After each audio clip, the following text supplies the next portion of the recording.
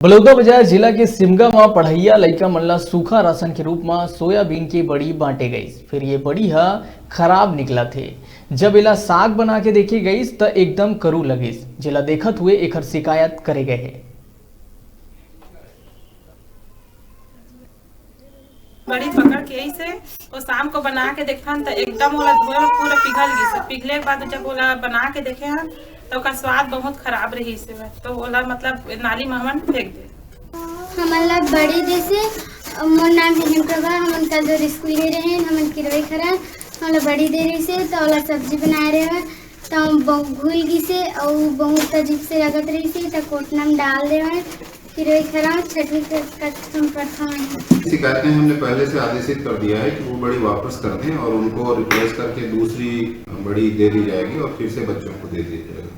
School के माध्यम से बड़ी बांटा जाता है। हमको राज्य बीज एवं कृषि विकास निगम से क्रय करने के लिए निर्देशित किया गया था, जो राज्य शासन की एक बॉडी है, वहाँ से ये सप्लाई हुआ था।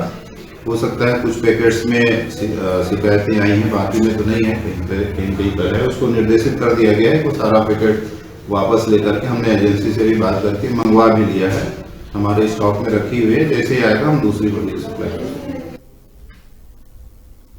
छोटे से ब्रेक बारी रुकथन, फिर आप मन बने रहो हमारे संग, देखते रहो न्यूज़ 36 छत्तीसगढ़ की आवाज।